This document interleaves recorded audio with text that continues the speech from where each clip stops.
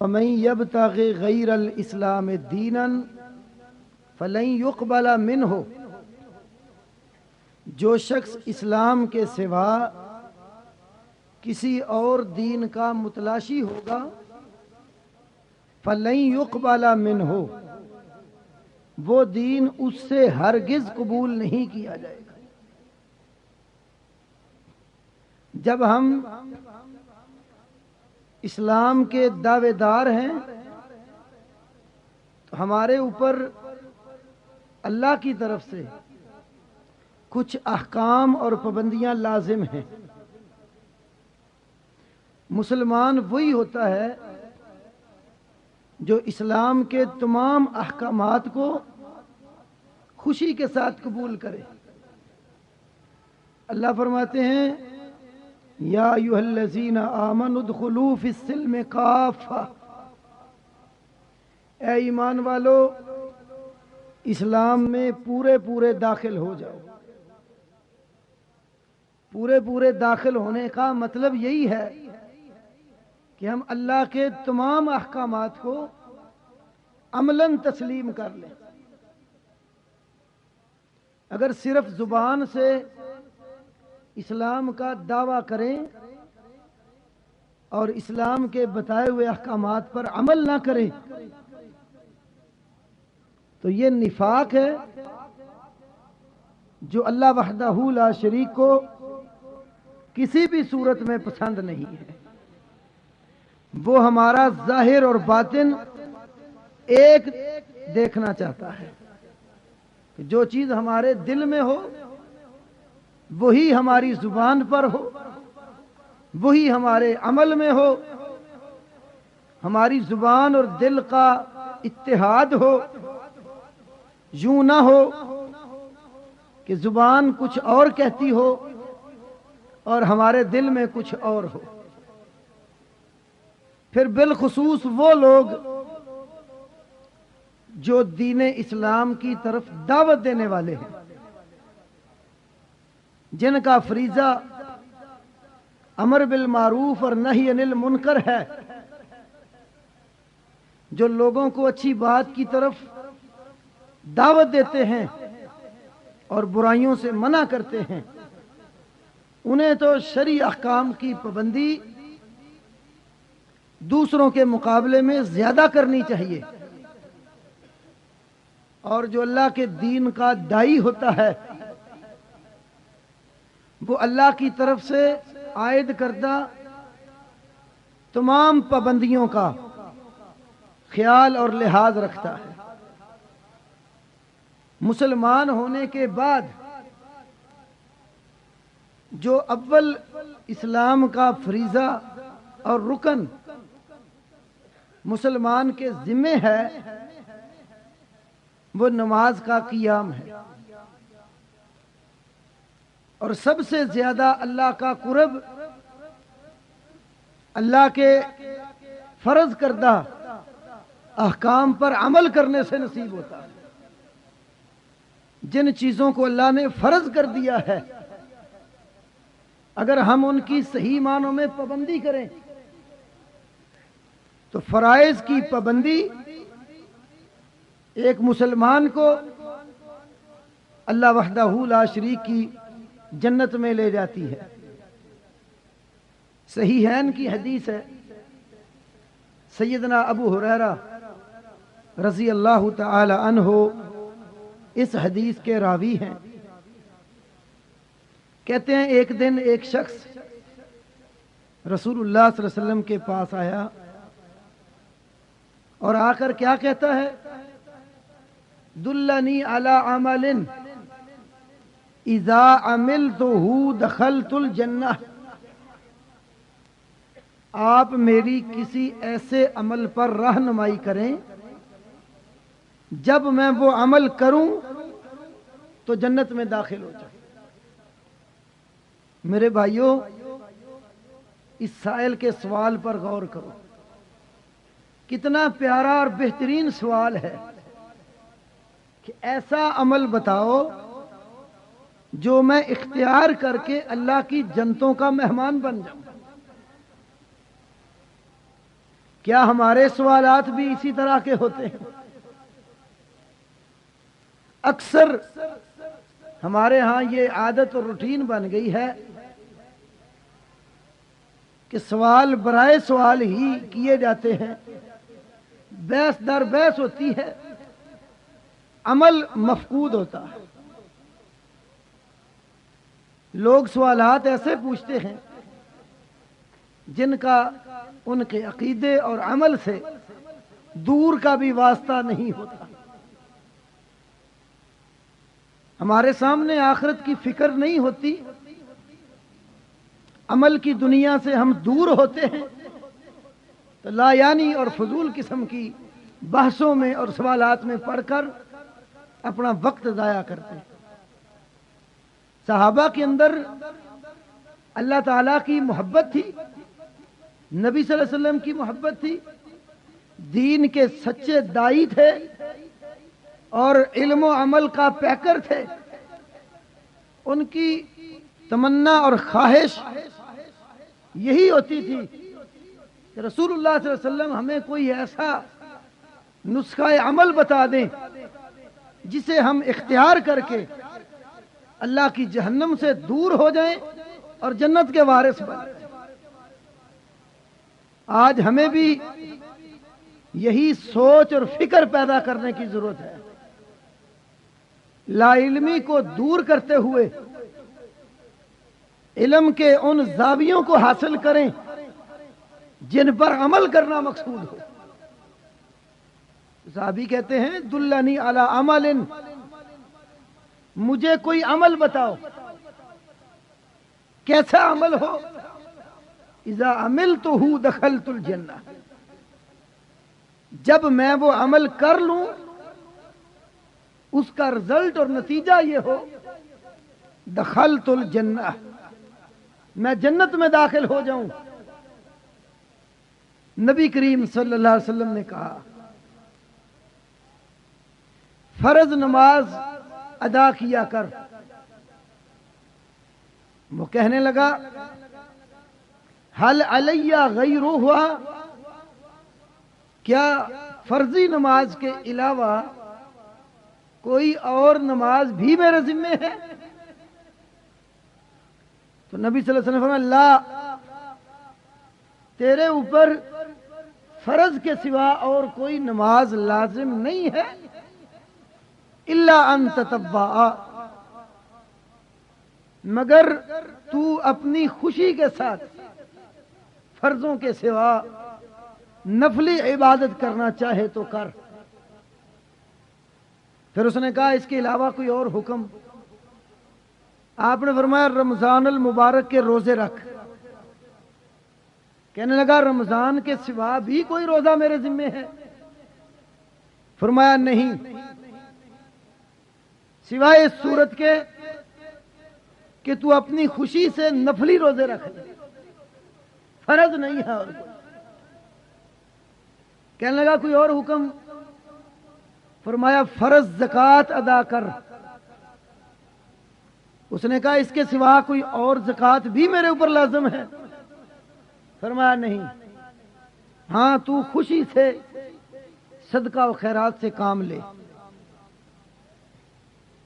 یہ فرائض نبی صلی اللہ علیہ وسلم نے اس کو بتائے۔ آپ کی بات سن کر وہ کہتا ہے واللہ لا ازید علی ھذا ولا انقص، اللہ کی قسم جو فرائض آپ نے بتا دیے ہیں میں ان میں نہ اضافہ کروں گا نہ کمی کروں گا، جتنا آپ نے بتا دیا ہے اس پر عمل کروں گا، کمی بیشی سے کام نہیں لوں گا۔ جب اس نے اس عزم کا قسم کھا کے اظہار کیا تو اللہ کے رسول صلی اللہ علیہ وسلم نے فرمایا من سرہ ان ينظر الى رجل من اہل الجنہ فلینظر الى ھذا، جس شخص کو یہ بات پسند ہے کہ وہ کسی جنتی آدمی کو دیکھنا چاہے. فَلْيَنْظُرْ إِلَىٰ هَٰذَا، فرمایا وہ اس شخص کو دیکھ لے، ان صدقہ، اگر اس نے سچی بات کہی ہے تو یہ اللہ پاک کی زمین کے اوپر یہ جنتی آدمی ہے. تو اللہ کے نبی صلی اللہ علیہ وسلم نے فرائض کی صحیح معنوں میں پابندی کرنے والے کو، اس میں کمی بیشی نہ کرنے والے کو اس زمین کے اوپر چلتے پھرتے جنت کی بشارت سنا دی. تو جو اللہ کے دین کا داعی ہوتا ہے وہ فرائض کی پابندی کرتا ہے، اس میں کمی بیشی نہیں کرتا، بلکہ اچھے داعی کی صفات اور خوبیوں میں یہ بھی شامل ہے، وہ فرائض کے ساتھ ساتھ نفلی عبادات کی طرف بھی دھیان دیتا ہے کہ اگر اس کے فرائض میں کمی کوتاہی ہو جائے تو نفلی عبادات ان کوتاہیوں کا ازالہ کر دیتی. تو رسول اللہ صلی اللہ علیہ وسلم نے فرائض کی پابندی بتائی، اور کلمہ شہادت کے اقرار کے بعد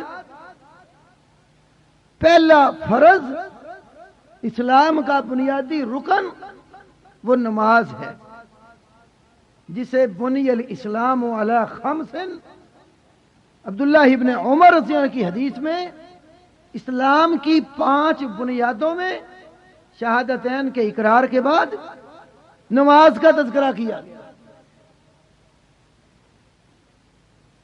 اور قرآن پاک میں 20 آیات کے اندر اقامت صلاۃ کا حکم ہے. اقامت صلاۃ کا معنی کیا ہے؟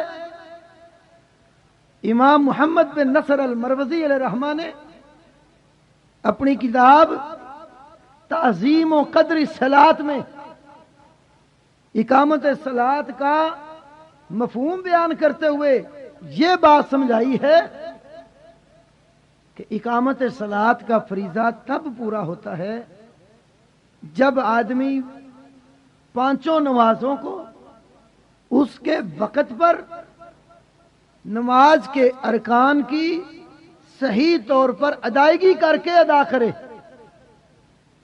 پھر اقامت صلاۃ کا فریضہ ادا ہوتا ہے. اگر 5 نمازیں پوری نہیں پڑھتا جنہیں اللہ نے فرض کیا ہے، جیسے اللہ کے رسول صلی اللہ علیہ وسلم فرمایا 5 صلوات کتبہن اللہ علی ابن آدم، 5 نمازیں اللہ نے آدم کے بیٹے پر فرض قرار دی ہیں، اور ہر نماز کا وقت مقرر کر دیا. ان الصلاۃ کانت علی المؤمنین کتابا موقوتا، نماز ایمان والوں پر مقررہ اوقات کے اندر فرض کر دی گئی ہے. تو اقامت صلاۃ میں 5 کی پوری ادائیگی ہے. اگر کوئی ساتھی 5 میں سے بعض نمازیں پڑھتا ہے اور بعض ضائع کر دیتا ہے تو وہ اقامت صلاۃ کا فریضہ ادا نہیں کر رہا. یا 5 ہی پڑھتا ہے لیکن اوقات کا خیال نہیں کرتا، بے ٹائمی نماز، بے وقتی نماز ادا کرتا ہے، وہ بھی اس فریضے میں غفلت برت رہا ہے. اور اگر 5 ہی وقت پر ادا کرتا ہے لیکن نماز کے ارکان کا خیال نہیں کرتا، وہ بھی نماز ضائع کر رہا ہے. ہر نماز کو اس کے ارکان کی خشوع و خضوع کے ساتھ صحیح ادائیگی، یہ اس کا فریضہ صلاۃ صحیح معنوں میں ادا کرنے کی طرف لے جاتی ہے. صحیح بخاری میں امام بخاری رحمۃ اللہ علیہ کئی جگہ پر یہ حدیث لائے. محدثین کے ہاں حدیث و مسیء الصلاۃ کے نام سے مشہور ہے کہ ایک شخص آیا اور مسجد کے کونے میں اس نے آ کر نماز ادا کی. پھر نبی کریم صلی اللہ علیہ وسلم کے پاس آ کر سلام کیا اور بیٹھ گیا. تو آپ نے کیا فرمایا؟ ارجع فصلی فإنک لم تصلی، لوٹ جا نماز ادا کر یقیناً تو نے نماز ادا نہیں کی. وہ چلا گیا، جیسے پہلے ادا کی تھی پھر اسی طرح ادا کر کے آ گیا. تو آپ نے پھر فرمایا ارجع فصلی فإنک لم تصلی، لوٹ جا نماز ادا کر، تو نے نماز ادا نہیں کی. 3 بار ایسا ہونے کے بعد کہنے لگا مجھے تو اسی طرح کی نماز آتی ہے، آپ مجھے نماز سکھلا دیں. رسول اللہ صلی اللہ علیہ وسلم نے اس کو نماز کی تعلیم دی. اس کی نماز میں مین خرابی یہ تھی، وہ قیام، رکوع، سجدہ، نماز کی جو حالتیں ہیں، فرائض ہیں، ان کو اطمینان سے ادا نہیں کرتا تھا. نبی صلی اللہ علیہ وسلم نے اس کو نماز کے اندر اطمینان اور سکون بتایا کہ رکوع میں جب جھک جاؤ اتنی دیر تک رکوع سے سر نہ اٹھاؤ جب تک تمام اعضاء اپنی حالت میں جھک نہیں جاتے اور تجھے اطمینان نہیں ہو جاتا. سجدے میں بھی یہی بات بتائی. تو جس نماز میں اطمینان نہیں ہے، قیام، رکوع، سجدہ اور تحیات کی حالت درست نہیں ہے، وہ بھی اقامت صلاۃ والی نماز نہیں ہے. میرے بھائیوں، صحیح بخاری میں ایک اور حدیث ہے، ایک صحابی نے ایک دوسرے بھائی کو دیکھا نماز پڑھ رہا ہے لیکن اس کا رکوع سجدہ وہ صحیح نہیں ہے. جب وہ نماز سے فارغ ہوتا ہے اسے تعلیم دیتے ہوئے کہتے ہیں لو مت علی ھذا مت علی غیر سنت محمد صلی اللہ علیہ وسلم، اگر تیری موت اسی طرح نماز کی ادائیگی پر آ گئی جیسے تو کر رہا ہے کہ نہ تیرا رکوع صحیح ہے نہ سجدہ صحیح ہے، مت علی غیر سنت محمد صلی اللہ علیہ وسلم، تیری موت محمد صلی اللہ علیہ وسلم کی سنت اور طریقے پر نہیں ہوگی. تو میرے بھائیوں، اس نماز کا کیا فائدہ ہوگا جو نبی کریم صلی اللہ علیہ وسلم کے طریقہ کار کے مطابق اطمینان اور سکون سے ادا نہ ہو. کامیاب مومن وہی ہے جس کی نماز میں اطمینان، سکون، خشوع اور خضوع ہے. قرآن مقدس کی جو آیت کریمہ میں نے آپ کے سامنے شروع میں پیش کی ہے، 18ویں پارے سے سورۃ المومنون کی پہلی آیت، اللہ کا یہی فرمان ہے قد افلح المؤمنون، ایمان والے کامیاب ہو گئے. افلح، فلاح پا گئے. اصل میں فلاح کا مفہوم ہے کسی چیز کو چیرنا اور پھاڑنا. یہ کسان کو بھی فلاح اسی لیے کہتے ہیں کہ وہ زمین کے اندر ہل چلا کر اس کو چیرتا اور پھاڑتا ہے. مومن کے لیے یہ لفظ کیوں استعمال کیا ہے؟ میرے بھائیوں، مومن کے لیے یہ لفظ اس لیے استعمال ہوا ہے، مومن آدمی کے لیے زمین کے اوپر رہتے ہوئے بے شمار کانٹے، مصائب اور پریشانیاں ہیں. مسلمان کے لیے موڑ موڑ پر اس کا دشمن شیطان اور اس کی ذریت کھڑے ہیں. وہ اس کو ہر لحاظ سے سیدھی راہ سے بھٹکانے کی پوری کوشش کرتے ہیں.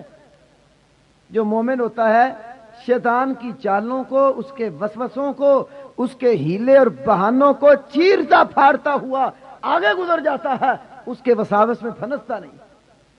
اس لیے مومن کو لیے فلاح کا لفظ استعمال کیا کہ یہ ہے ان مصائب، پریشانیوں، دکھوں اور آلام سے اور شیطانی وساوس، شبہات، شکوک سے نکلنے والا کامیاب آدمی. قد افلح المؤمنون، ایمان والے فلاح پانے والے ہیں، کامیاب ہیں. ایمان والوں کی صفات کیا ہیں، خوبیاں کیا ہیں؟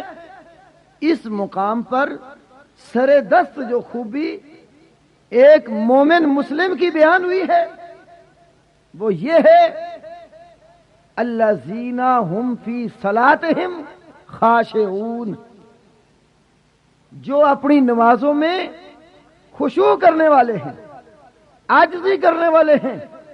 جسے اللہ کے حضور عبادت کرتے ہوئے اپنی عبادت میں لذت اور مٹھاس پیدا ہو۔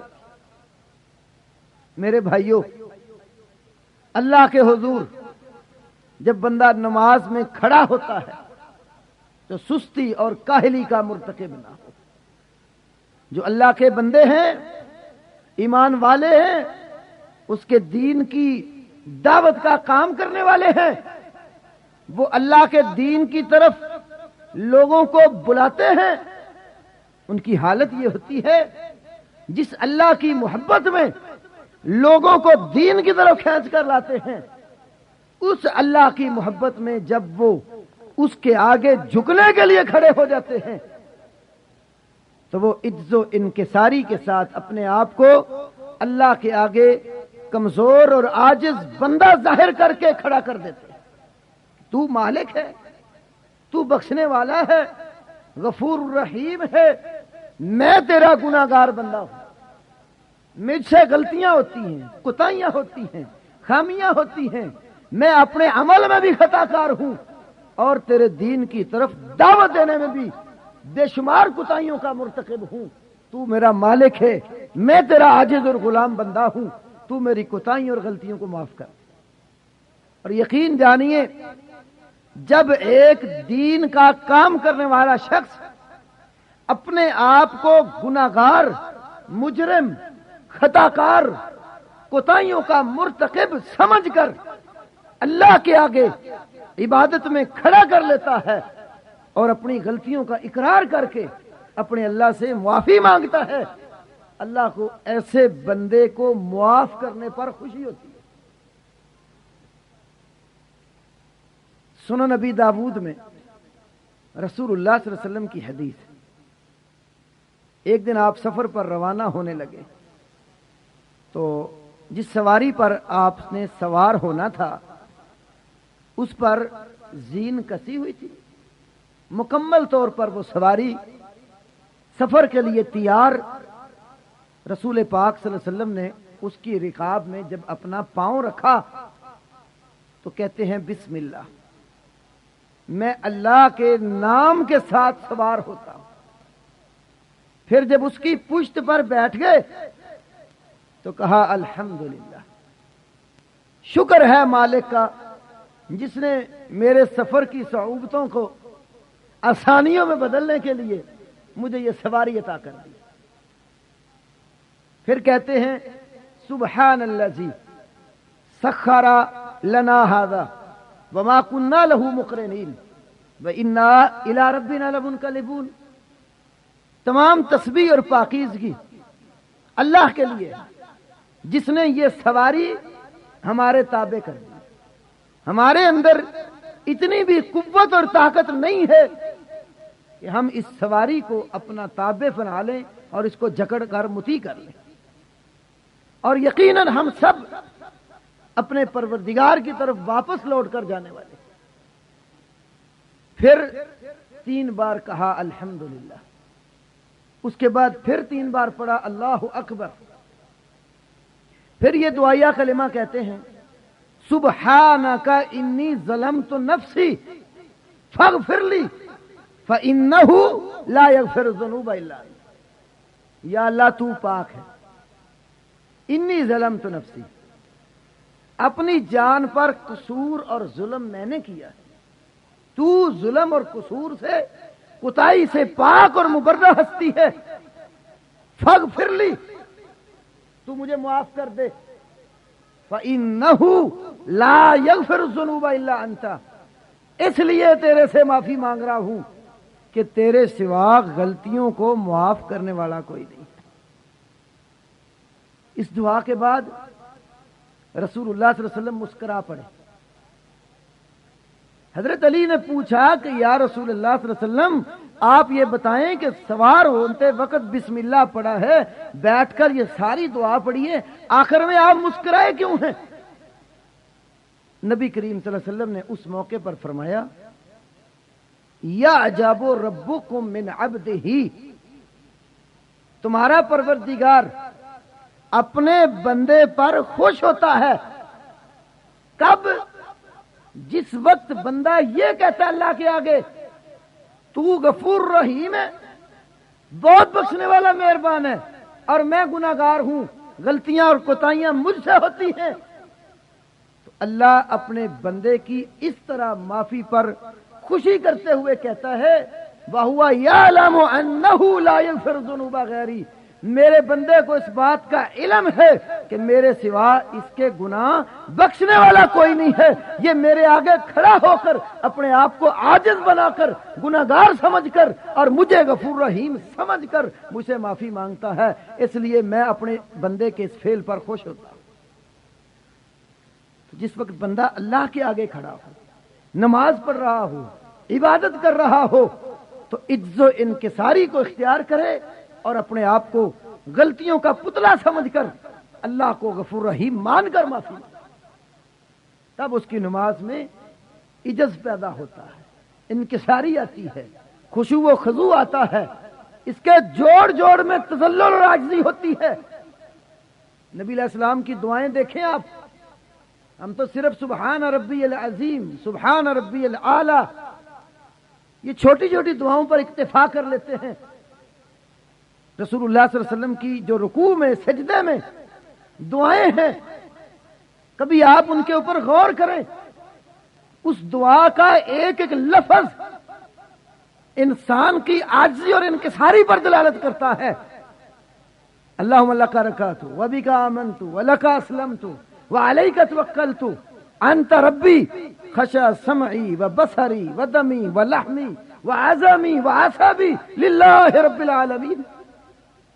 اللہم لک رکعت، اے اللہ میں نے تیرے لیے رکوع کیا، وبک آمنت، تیرے اوپر ایمان لایا ہوں، ولک اسلمت، تیرے لیے مسلمان ہوں، وعلیک توکلت، میں نے بھروسہ تیرے اوپر کیا ہے، انت ربی، کیوں بھروسہ کیا تیرے اوپر، توکل کیوں کیا ہے، ایمان اور اسلام کیوں لایا ہوں، اس لیے کہ انت ربی، تو میرا رب ہے، خشع لک سمعی و بصری و دمی و لحمی، میری آنکھوں نے، میرے کانوں نے، میرے خون نے، میرے گوشت نے، عظمی و عصبی، میری ہڈیوں نے، میرے پٹھوں نے عجز و انکساری کس لیے کی ہے؟ للہ رب العالمین، ایک اللہ رب العالمین کے لیے۔ اب اس میں صرف زبان کا عجز نہیں ہے، نماز میں جھکا ہے، کان بھی عاجز ہیں، رکوع کے اندر کان بھی خشوع کر رہے ہیں، آنکھیں بھی خشوع کر رہی ہیں، دل بھی جھکا ہوا ہے، ہڈیاں بھی جھکی ہوئی ہیں، پٹھے بھی جھکے ہوئے ہیں، خون بھی اللہ کے لیے جو ہے نا وظیفے پڑھ رہا، سر سے لے کر پاؤں تک پورا وجود اللہ کی یاد میں محو ہے، اور ہر چیز انسان کی عاجز ہو کر اللہ کے آگے ہے۔ جب یہ کیفیت ہوتی ہے نا ایک دائی کی، اگر دن کو گھوڑے کی پشت پہ سوار ہو کر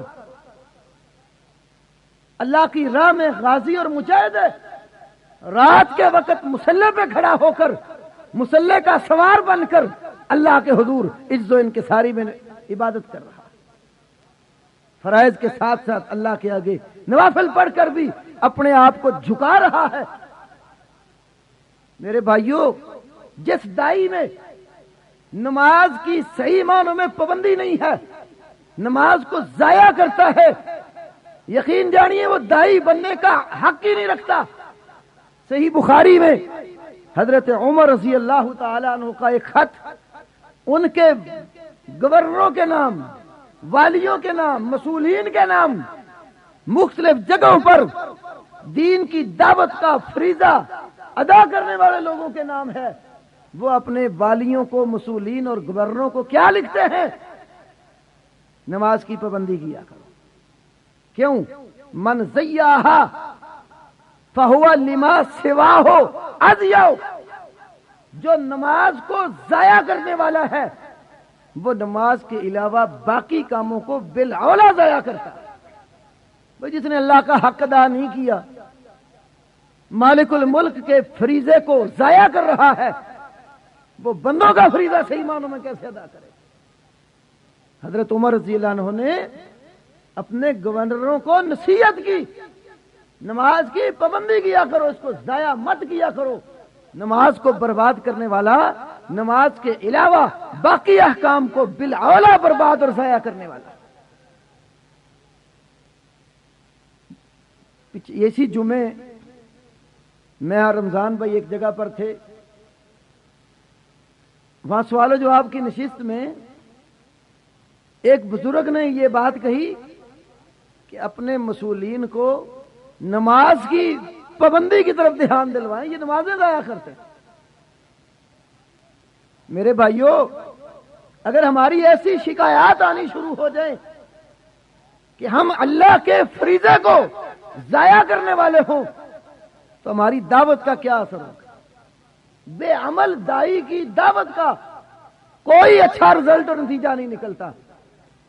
جس آدمی کا عمل اور کردار صحیح اور درست ہوگا، اللہ کے فریضے کو صحیح معنوں میں ادا کرنے والا ہوگا، اس کی دعوت کا اس کے باقی افراد پر بڑا اچھا اثر مرتب ہوتا ہے.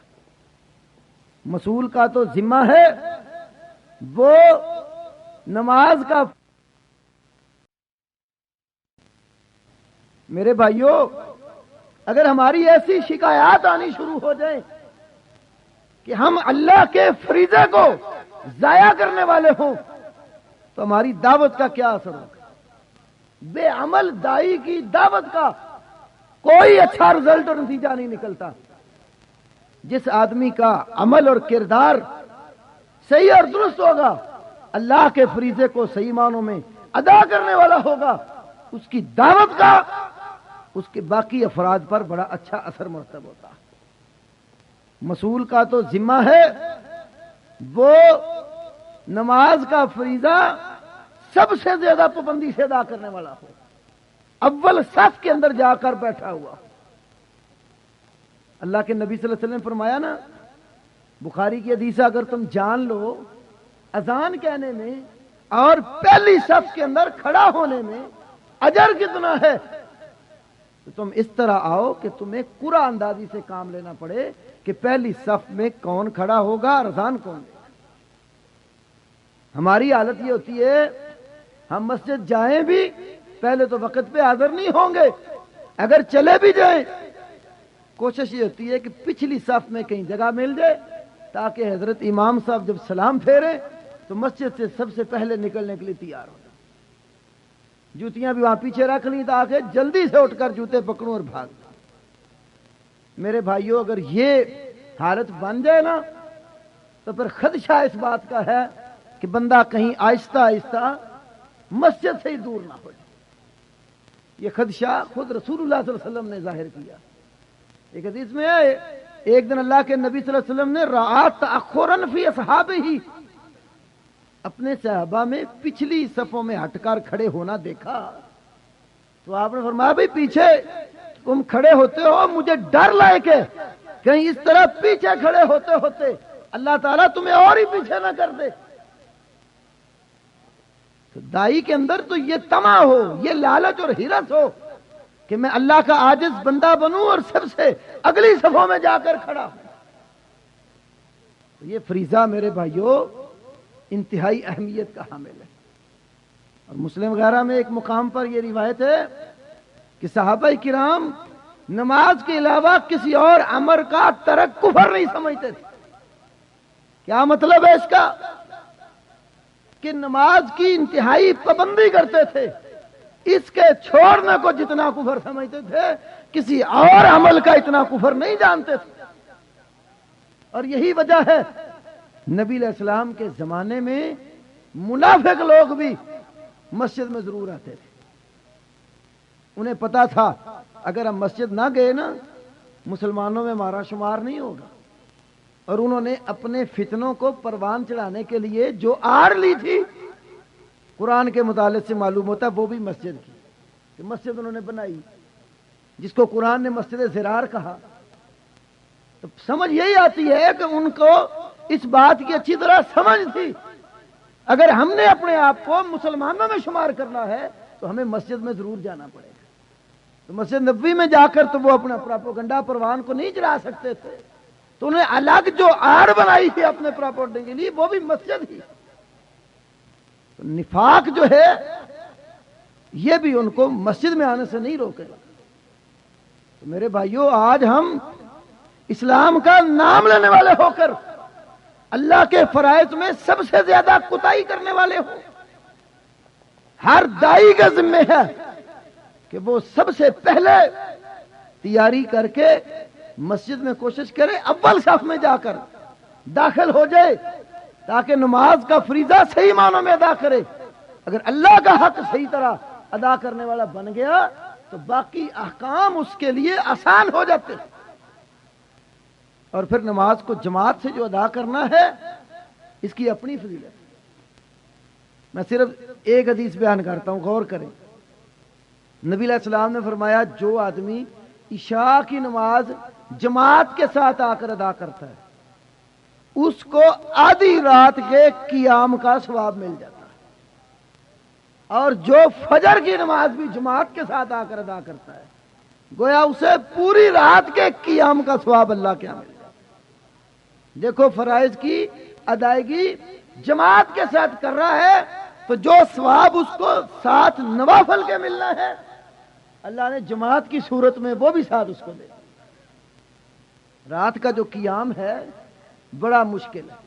دارمی کی حدیث ہے، نبی علیہ السلام نے فرمایا یہ جو بیداری ہے نا، رات کو جاگنا، یہ انتہائی ثقیل ہے، انسان کے نفس پر اس کی بڑی مشقت ہے۔ اسی لیے نبی علیہ السلام نے فرمایا کہ منافق پر سب سے زیادہ ثقیل نماز عشاء اور فجر کی ہوتی ہے۔ تو پھر رات کا جو ٹائم ہے، صبح اٹھنا جلدی، رات کے وقت پھر تھکا ہوا ہوتا ہے انسان دن کو محنت کر کر کے، یہ فریضہ ادا کرنا بڑا مشکل کام ہے۔ پھر سارے دن کا کام کاج کا تھکا ہوا ہو اور پھر رات کے وقت وہ اٹھے، یہ اسے مشقت کا کام ہے۔ تو اللہ کے نبی نے ہمیں ایک نسخہ بتا دیا، اس مشقت میں قیام اللیل کا ثواب پانے کا۔ رسول اللہ صلی اللہ علیہ وسلم نے فرمایا عشاء کی نماز کے ساتھ وتر ادا کر کے اس کے بعد 2 رکعت پڑھ لو، وتر ساتھ ہی ادا کر کے 2 رکعت نماز پڑھ لو وتروں کے بعد۔ تو نبی علیہ السلام نے فرمایا اگر اس کو رات کے وقت جاگ آ گئی تو قیام کر لے، اگر جاگ نہ آئی وتروں کے بعد یہ 2 رکعت پڑی ہوئی اس کے لیے ساری رات کے قیام کے قائم مقام ہو جائیں گے۔ تو میرے بھائیوں، فرائض کے ساتھ نوافل کی پابندی یہ انسان کو اللہ کے اور زیادہ قریب کر دیتی ہے۔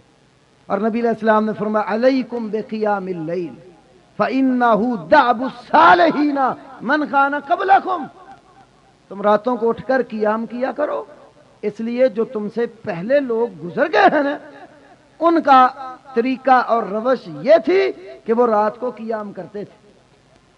اور رات کا قیام یہ جو ہمارے اندر خرابیاں ہیں، کوتاہیاں ہیں، ان کے ازالے کا انتہائی مضبوط طریقہ ہے۔ قرآن مقدس میں اللہ نے فرمایا اِنَّ نَاشِئَةَ اللَّيْلِ هِيَ أَشَدُّ وَطْئًا وَأَقْوَمُ قِيلًا، رات کا اٹھنا، اس کے 2 یہاں اللہ تعالیٰ نے فائدے بتائے۔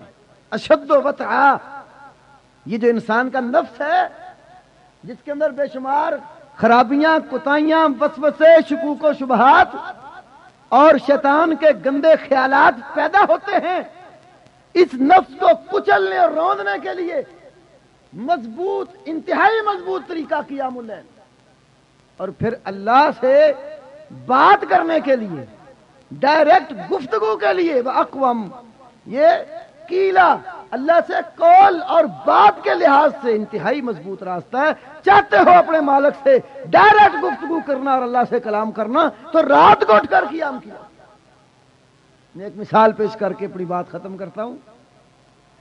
یہ ہمارے ہاں گلیوں میں، محلوں میں سڑکیں جب تعمیر ہوتی ہیں، سڑکیں اکھاڑ کر پھر اس کے اوپر پتھر ڈالتے ہیں، مختلف پتھروں کی شکلیں ہوتی ہیں، کئی نوکوں والے پتھر ہوتے ہیں، صرف خالی پتھر ڈالا جائے تو ان راہوں پر چلنا مشکل ہوتا ہے، تاکہ بعض پتھر ایسے ہوتے ہیں کہ گاڑیاں اگر وہاں چلیں تو ٹائر پھٹنے کا خدشہ ہوتا ہے۔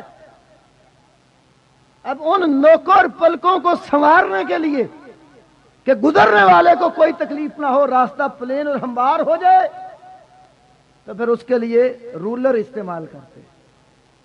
جب اس رولر کو سڑک کے اوپر چلایا جاتا ہے تو جتنی بھی قسموں کے پتھر نوکوں پلکوں والے ہوں، ذرا رساں ہوں، رولر پھرنے سے ان کی نوکیں اور پلکیں سیدھی ہو جاتی ہیں اور وہ بالکل پلین اور ہموار راستہ بن جاتا ہے، جس سے گزرنے والے کو اذیت اور تکلیف نہیں ہو.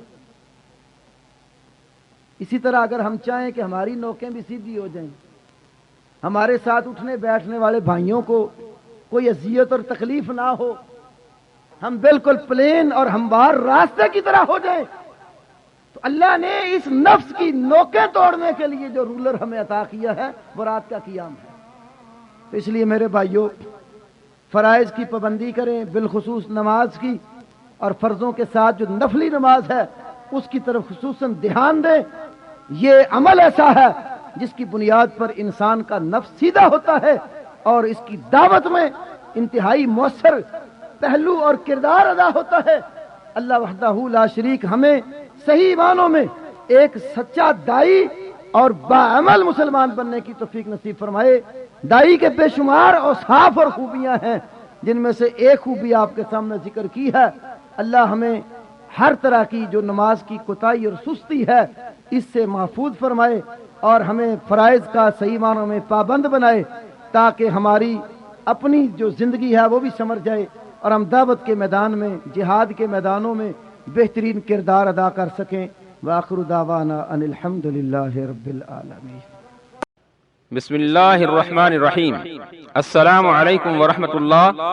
تلاوت کلام حکیم، جید علماء کرام کی تقاریر، نت نئے جہادی ترانوں کے والیومز، صاف اور بہترین MPX ساؤنڈ فلٹر پر پاکستان بھر میں بہترین آڈیو سیڈیز ریکارڈنگ کا مرکز، القاسیہ کیسٹ سیڈیز و کتب لائبریری، 4 لیک روڈ، چبرجی چوک، لاہور. فون 7230549449 49494949.